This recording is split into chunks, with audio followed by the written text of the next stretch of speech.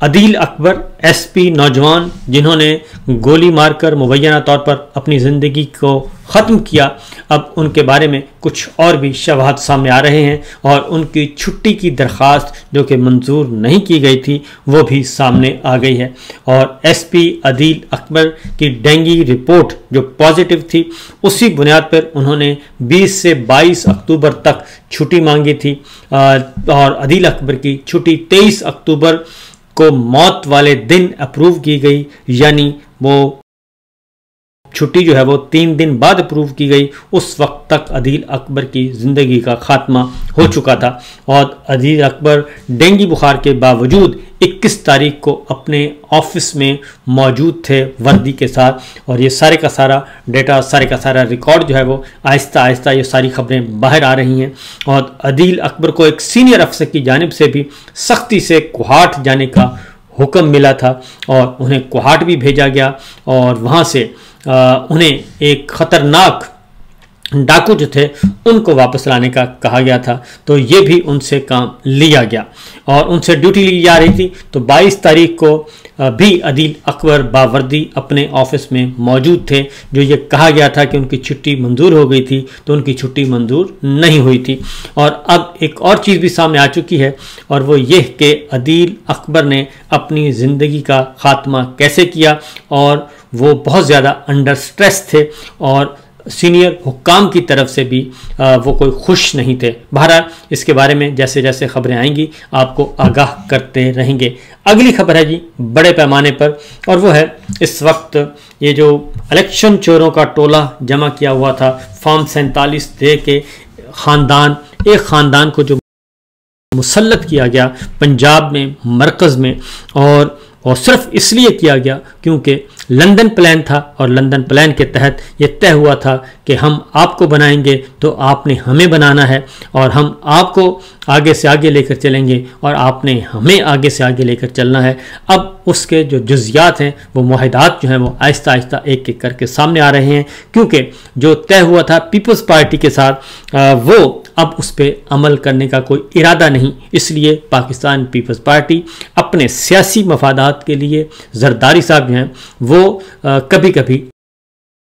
आवाज़ बुलंद करते हैं। तो सूरत हाल जो सामने आ रही है वो ये है कि बलूचिस्तान में भी वो कहते हैं कि एक एग्रीमेंट था। मुस्लिम लीग नवाज़ कहती है कि बलूचिस्तान में एक एग्रीमेंट था और वो एग्रीमेंट ये था कि 50-50, यानी कि 2.5 साल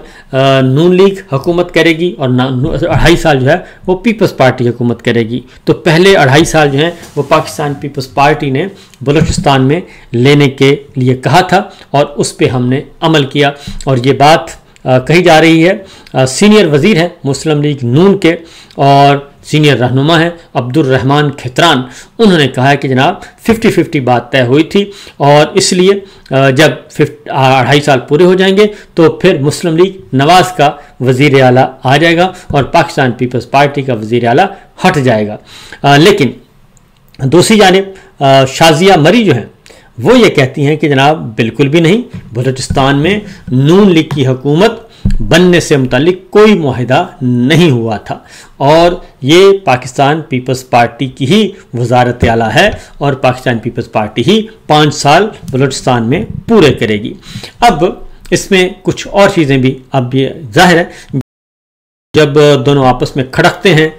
बर्तन खड़कते हैं तो फिर बातें सामने आ जाती हैं। अब एक बात तो आप जहन में रखिएगा कि ये कौन सा अवामी मैंडेट है और ये कौन सा इलेक्शन था कि जिसमें पहले से तय किया जा रहा है कि ये मेरा ख्याल है ऐसे ही है जैसे ख़ानदानों की ज़ाती जागीर होती है। ये पाकिस्तान और पाकिस्तान के जो सूबे हैं ये कौम के या आवाम के नहीं हैं, ये रियासत पाकिस्तान नहीं है, बल्कि ये ख़ानदान हैं जो मुसल्लत किए हुए हैं। ये वही ख़ानदान हैं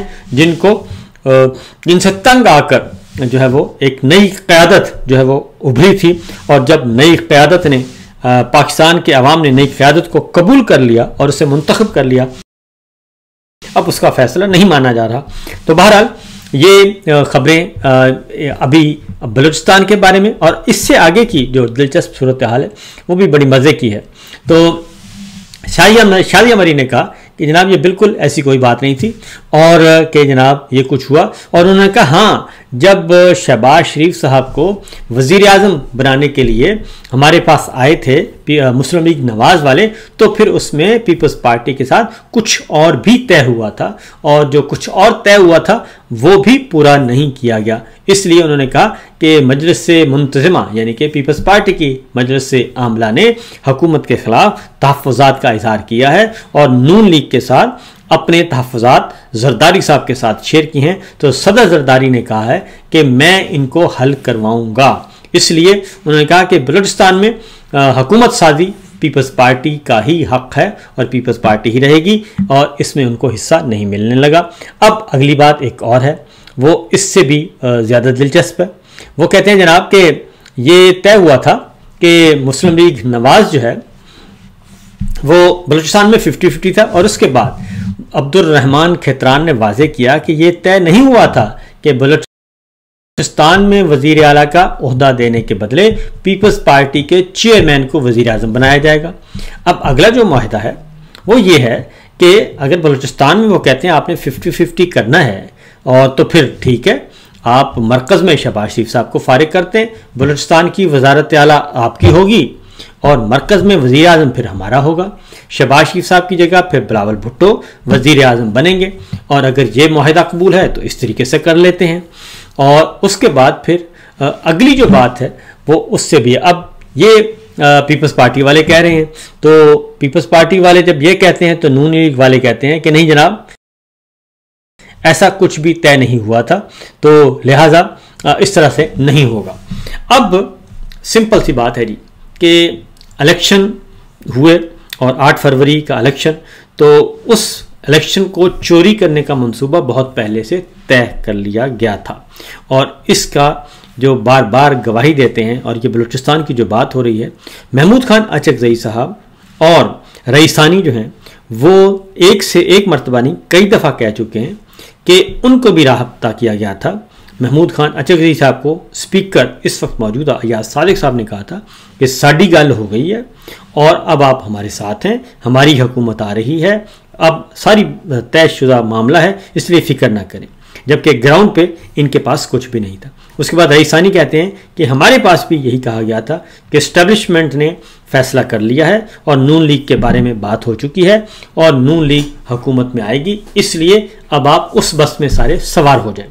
तो ये पहले से तय था। इसका मतलब बड़ा वाज़ेह है कि ये लंदन में उस वक्त तय हो गया था जब जनाब जनरल आसिम मुनीर साहब को नवाज शरीफ साहब ने आर्मी चीफ बनाने की मंजूरी दी थी और मामला तय हो गया था कि एक मुआहदा जिसको बार बार लंदन प्लान और लंदन अकॉर्ड कहा जाता है, बल्कि वो प्लान लंदन अकॉर्ड कहा जाना चाहिए, कि लंदन अकॉर्ड के तहत ये सब कुछ हुआ था। वरना तो जन आसिम मुनीर साहब जो हैं वो आर्मी चीफ के बजाय इस वक्त 3 स्टार के तौर पे रिटायर होके अपने घर बैठे होते और उनकी रिटायरमेंट को भी 3 साल हो चुके होते, लेकिन उन्हें आउट ऑफ टर्न ये सारा कुछ रूल्स तब्दील करके, रूल्स रिलैक्स करके इनको आर्मी चीफ बनाया गया था। तो अब ये जो बातें हैं ये सारी एक एक करके सारी बातें जो हैं वो सारे खुफिया मुआहदे जो हैं वो मंजर आम पे आ रहे हैं। अब अगली बात मैं आपको बताऊं, ये जो शहबाज शरीफ साहब को वज़ीर आज़म बनाया गया,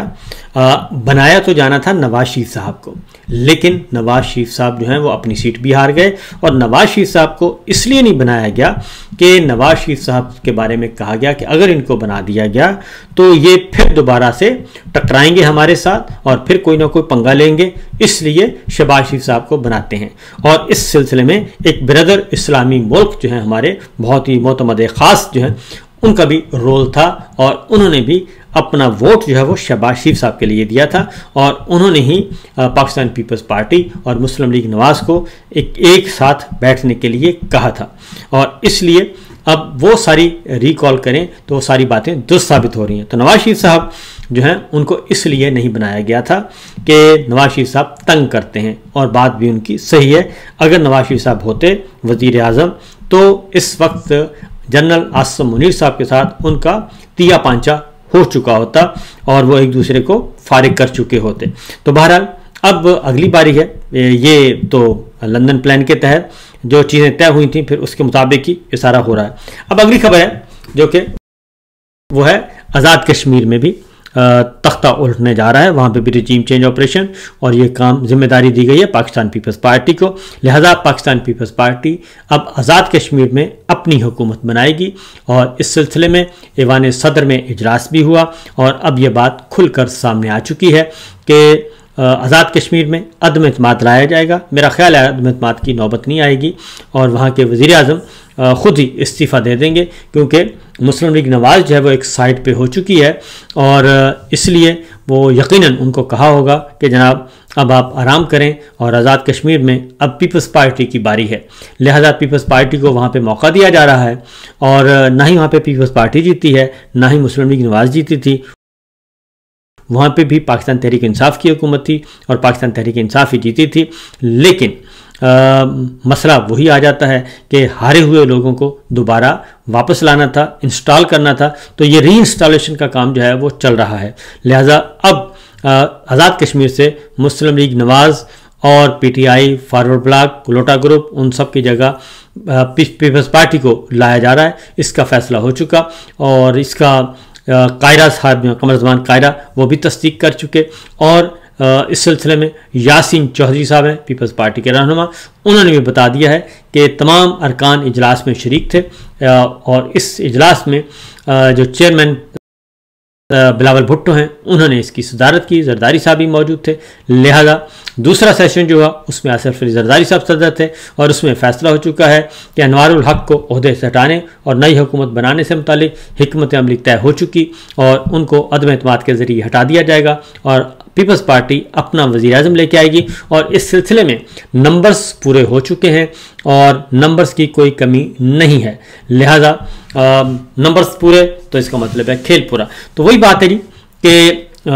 कुछ भी करते जाएं कि इनकी बंदरबांट चल रही है, और ये ऐसे ही है जैसे कोई घरेलू जागीर होती है, उसके मुताबिक आज़ाद कश्मीर को भी चलाया जा रहा है। गिलगित बल्तिस्तान में भी इन्होंने यही काम किया, और पंजाब में इस वक्त जाली सरकार है, बलूचिस्तान में जाली सरकार है, सिंध में 50-50 है, और खैबर पख्तूनख्वा में 100% जो फॉर्म 45 वाले हैं। तो जहाँ फॉर्म 45 वाले हैं वो गरज चमक रहे हैं और वो डंके की चोट पे बात करते हैं, बाकी सब जो हैं वो अपनी अपनी जगह पे मसलहतों का शिकार हैं।